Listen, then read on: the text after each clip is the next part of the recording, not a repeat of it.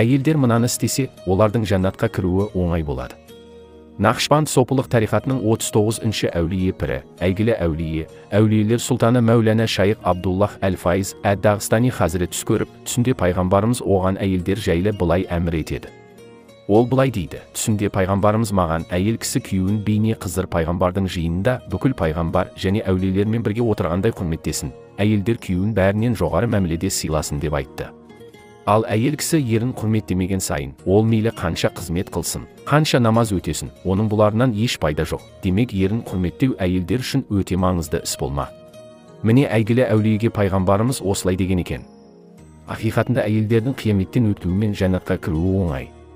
Бұнда олар күйеуінің ризалығына жетсе болғаны, оларға қияметте барлығы жеңіл болады. Қияметте әйелдерді сұрақ қалғанда, ең әуелі оның күйеуін әкеліп, одан сен осы әйеліңе ризасың ба деп сұрайды. Сол кезде күйеуі, иә, мен ризамын десе, бұл әйелге қалған сұрақтар оңай болады, ол жәннатқа жеңіл кіріп кетеді. Демек, әйел үшін мына дүниеде күйеуін сыйлап өту аса маңызды шаруа. Алла әйелдің қияметтегі бар жеңілдігімен жәннатты оның күйеуінің ризалығына байлап қойған.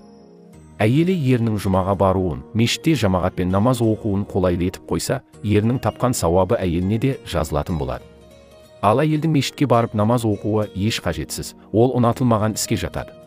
Әйел кісі үйінде намаз оқыса 25 есе сауап беріледі, ал мешітке барып оқыса бір сауап қана беріледі.